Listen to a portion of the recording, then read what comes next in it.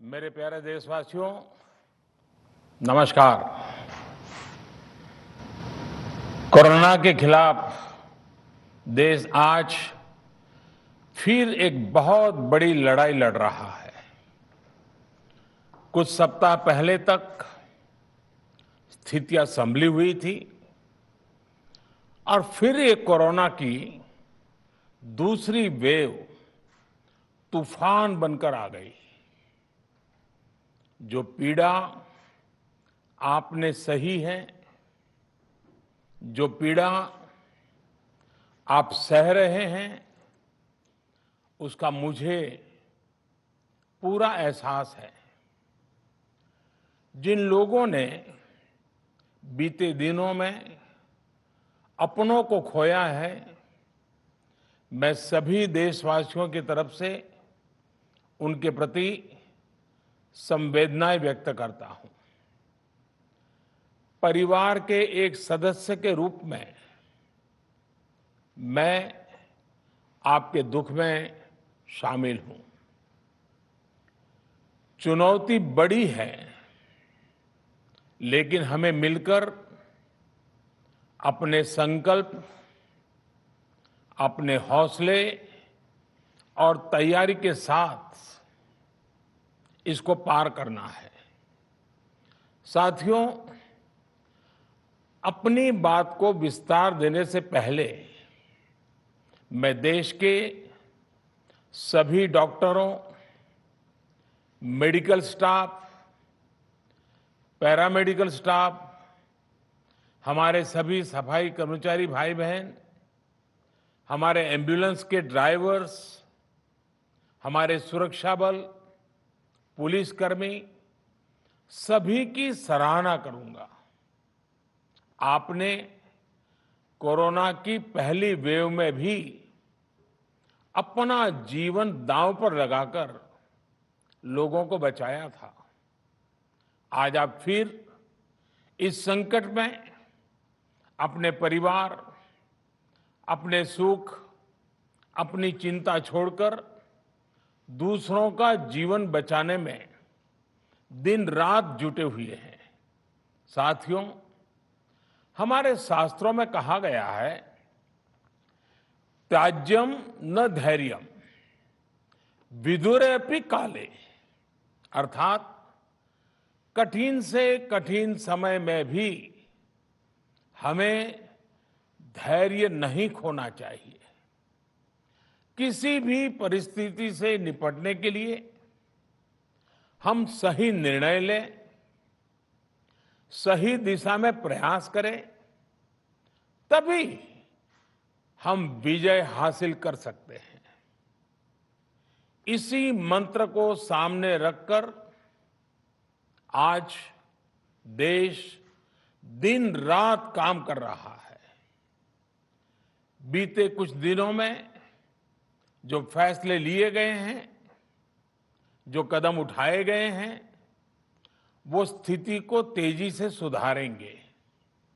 इस बार कोरोना संकट में देश के अनेक हिस्से में ऑक्सीजन की डिमांड बहुत ज्यादा बढ़ी है। इस विषय पर तेजी से और पूरी संवेदनशीलता के साथ काम किया जा रहा है। केंद्र सरकार, राज्य सरकारें, प्राइवेट सेक्टर, सभी की पूरी कोशिश है कि हर जरूरतमंद को ऑक्सीजन मिले। ऑक्सीजन प्रोडक्शन और सप्लाई को बढ़ाने के लिए भी कई स्तरों पर उपाय किए जा रहे हैं। राज्यों में नए ऑक्सीजन प्लांट्स हो, 1 लाख नए सिलेंडर पहुंचाने हो, औद्योगिक इकाइयों में इस्तेमाल हो रही ऑक्सीजन का मेडिकल इस्तेमाल हो, ऑक्सीजन रेल हो, हर प्रयास किया जा रहा है। साथियों, इस बार जैसे ही कोरोना के केस बढ़े, देश के फार्मा सेक्टर ने दवाइयों का उत्पादन और बढ़ा दिया है। आज जनवरी फरवरी की तुलना में देश में कई गुना ज्यादा दवाइयों का प्रोडक्शन हो रहा है। इसे अभी और तेज किया जा रहा है। कल भी मेरी देश की फार्मा इंडस्ट्री के बड़े जो प्रमुख लोग हैं, उसके जो एक्सपर्ट लोग हैं, उनसे बहुत लंबी चर्चा हुई है। प्रोडक्शन बढ़ाने के लिए हर तरीके से दवाई कंपनियां की मदद ली जा रही है। हम सौभाग्यशाली हैं कि हमारे देश के पास इतना बड़ा मजबूत फार्मा सेक्टर है जो बहुत अच्छी और तेजी से दवाइयां बनाता है। इसके साथ ही अस्पतालों में बेड की संख्या को बढ़ाने का भी काम तेजी से चल रहा है। कुछ शहरों में ज्यादा डिमांड को देखते हुए विशेष और विशाल कोविड हॉस्पिटल बनाए जा रहे हैं। साथियों, पिछले वर्ष जब देश ने कोरोना के कुछ ही मरीज सामने आए थे, उसी समय भारत में कोरोना वायरस के खिलाफ प्रभावी वैक्सीन के लिए काम शुरू कर दिया था। हमारे वैज्ञानिकों ने दिन रात एक करके बहुत कम समय में देशवासियों के लिए वैक्सीन विकसित की है। आज दुनिया की सबसे सस्ती वैक्सीन भारत में है। भारत की कोल्ड चेन व्यवस्था के अनुकूल वैक्सीन हमारे पास है। इस प्रयास में हमारे प्राइवेट सेक्टर ने इनोवेशन और एंटरप्राइज की भावना का बेहतरीन प्रदर्शन किया है। वैक्सीन्स की अप्रूवल्स और रेगुलेटरी प्रोसेसेस को फास्ट ट्रैक पर रखने के साथ ही सभी साइंटिफिक और रेगुलेटरी मदद को बढ़ाया गया है।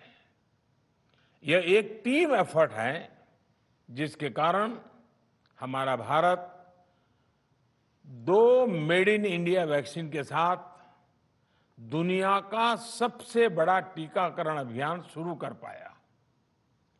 टीकाकरण के पहले चरण से ही गति के साथ ही इस बात पर जोर दिया गया कि ज्यादा से ज्यादा क्षेत्रों तक, जरूरतमंद लोगों तक वैक्सीन पहुंचे।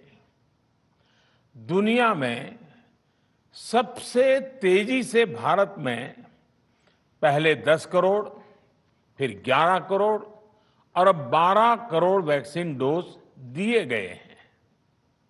आज कोरोना से इस लड़ाई में हमें हौसला मिलता है कि हमारे health care workers, frontline corona warriors और सीनियर सिटीजन्स के एक बड़े हिस्से को वैक्सीन का लाभ मिल चुका है। साथियों, कल ही वैक्सीन को लेकर हुए एक और अहम फैसला भी हमने किया है। 1 मई के बाद से 18 वर्ष के ऊपर के किसी भी व्यक्ति को वैक्सीनेट किया जा सकेगा। अब भारत में जो वैक्सीन बनेगी उसका आधा हिस्सा सीधे राज्यों और अस्पतालों को भी मिलेगा। इस बीच गरीबों, बुजुर्गों, निम्न मध्यम वर्ग के लोग 45 वर्ष की आयु के ऊपर के व्यक्तियों के लिए केंद्र सरकार का जो वैक्सीन कार्यक्रम चल रहा है वो भी उतनी ही तेजी से जारी रहेगा।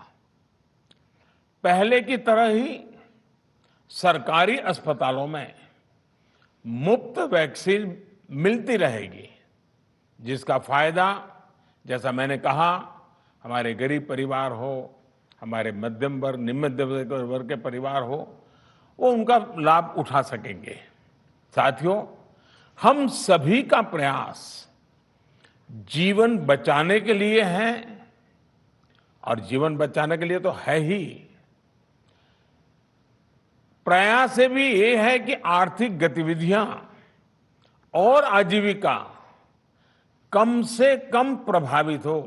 प्रयास का तरीका यही रखा जाए। वैक्सीनेशन को 18 वर्ष की आयु के ऊपर के लोगों के लिए ओपन करने से शहरों में जो हमारे वर्कफोर्स है उसे तेजी से वैक्सीन उपलब्ध होगी। राज्यों और केंद्र सरकार के प्रयासों से श्रमिकों को भी तेजी से वैक्सीन मिले लगेगी। मेरा राज्य प्रशासन से आग्रह है कि वो श्रमिकों का भरोसा जगाए रखे। उनसे आग्रह करें कि वो जहां है वहीं रहे। राज्यों द्वारा दिया गया ये भरोसा उनकी बहुत मदद करेगा कि वो जिस शहर में हैं वहीं पर अगले कुछ दिनों में वैक्सीन भी लगेगी और उनका काम भी बंद नहीं होगा। साथियों, पिछली बार जो परिस्थितियां थी वो अभी से काफी भिन्न थी। तब हमारे पास इस वैश्विक महामारी से लड़ने के लिए कोरोना स्पेसिफिक मेडिकल इंफ्रास्ट्रक्चर नहीं था। आप याद करिए देश की क्या स्थिति थी। कोरोना टेस्टिंग के लिए पर्याप्त लैब नहीं, पीपीई का कोई प्रोडक्शन नहीं, हमारे पास इस बीमारी के ट्रीटमेंट के लिए कोई खास जानकारी भी नहीं। लेकिन बहुत ही कम समय में हमने इन चीजों में सुधार किया। आज हमारे डॉक्टरों ने कोरोना के इलाज की बहुत ही अच्छी एक्सपर्टीज हासिल कर ली है। वो ज्यादा से ज्यादा जीवन बचा रहे हैं। आज हमारे पास बड़ी मात्रा में पीपीई किट्स हैं, लैब्स का बड़ा नेटवर्क है और हम लोग टेस्टिंग की सुविधा को निरंतर बढ़ा रहे हैं। साथियों, देश ने कोरोना के खिलाफ अब तक बहुत मजबूती से और बहुत धैर्य से लड़ाई लड़ी है। इसका श्रेय आप सभी को, सभी देशवासियों को ही जाता है। अनुशासन और धैर्य के साथ कोरोना से लड़ते हुए आप देश को यहां तक लाए हैं। मुझे विश्वास है जन भागीदारी की ताकत से हम कोरोना के इस तूफान को भी परास्त कर पाएंगे। आज हम अपने चारों ओर देख रहे हैं कि कैसे कई लोग, कई सामाजिक संस्थाएं जरूरतमंदों तक मदद पहुंचाने में दिन रात जुटे हैं। दवाई पहुंचाना हो, खाने या रहने की व्यवस्था करनी हो, लोग पूरे मनोयोग के साथ काम कर रहे हैं। मैं इन सभी के सेवा भाव को आदरपूर्वक नमन करता हूं और देशवासियों से अपील करता हूं कि अधिक से अधिक मात्रा में इस संकट की घड़ी में देशवासी आगे आएं और जरूरतमंदों तक मदद पहुंचाएं। समाज के पुरुषार्थ और सेवा के संकल्प से ही हम ये लड़ाई जीत पाएंगे। मेरा युवा साथियों से अनुरोध है कि वो अपनी सोसाइटी में, मोहल्ले में, अपार्टमेंट्स में छोटी छोटी कमेटियां बनाकर कोविड अनुशासन पालन करवाने में मदद करें।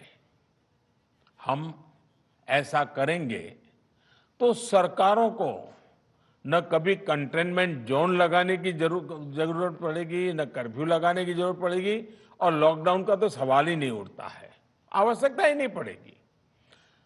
स्वच्छता अभियान के समय देश में जागरूकता फैलाने के लिए मेरे बाल मित्रों ने बहुत मदद की थी। छोटे छोटे बालक, 5वीं, 7वीं, 8वीं, 10वीं में पढ़ने वाले, उन्होंने घर के लोगों को समझाया था, मनाया था। उन्होंने बड़ों को भी स्वच्छता का संदेश दिया था। आज मैं फिर अपने बाल मित्रों से एक बात विशेष तौर पर कहना चाहता हूं। मेरे बाल मित्र, घर में ऐसा माहौल बनाइए कि बिना काम, बिना कारण घर के लोग घर से बाहर न निकले। आपकी जीत बहुत बड़ा परिणाम ला सकती है। प्रचार माध्यमों से भी मेरी प्रार्थना है कि ऐसे संकट की घड़ी में वो लोगों को सतर्क और जागरूक करने के लिए जो प्रयास कर रहे हैं उसे और बढ़ाएं। इसके साथ ही इसके लिए भी काम करें कि डर का माहौल कम हो सके, लोग अफवाह और भ्रम में न आए। साथियों, आज की स्थिति में हमें देश को लॉकडाउन से बचाना है। मैं राज्यों से भी अनुरोध करूंगा कि वो लॉकडाउन को अंतिम विकल्प के रूप में ही इस्तेमाल करें। लॉकडाउन से बचने की भरपूर कोशिश करनी है और माइक्रो कंटेनमेंट जोन पर ही ध्यान केंद्रित करना है। हम अपनी अर्थव्यवस्था की सेहत भी सुधारेंगे और देशवासियों की सेहत का भी ध्यान रखेंगे। साथियों, आज नवरात्रि का आखिरी दिन है। कल रामनवमी है और मर्यादा पुरुषोत्तम श्री राम का हम सभी को यही संदेश है कि हम मर्यादाओं का पालन करें। कोरोना के इस संकट काल में कोरोना के बचने के जो भी उपाय है, कृपया करके उनका पालन 100% करिए। दवाई भी, कड़ाई भी, इस मंत्र को कभी भी भूलना नहीं है। ये मंत्र जरूरी है, वैक्सीन के बाद भी जरूरी है। रमजान के पवित्र महीने का भी आज 7वां दिन है। रमजान हमें धैर्य, आत्मसंयम और अनुशासन की सीख देता है। कोरोना के खिलाफ जंग जीतने के लिए अनुशासन भी, उसकी भी उतनी ही जरूरत है। जब जरूरी हो तभी बाहर निकले। कोविड अनुशासन का पूरा पालन करें।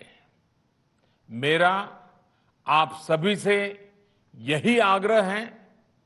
मैं आपको फिर ये भरोसा देता हूं, आपके इस साहस, धैर्य और अनुशासन के साथ जुड़कर आज जो परिस्थितियां हैं उन्हें बदलने में देश कोई कोर कसर नहीं छोड़ेगा।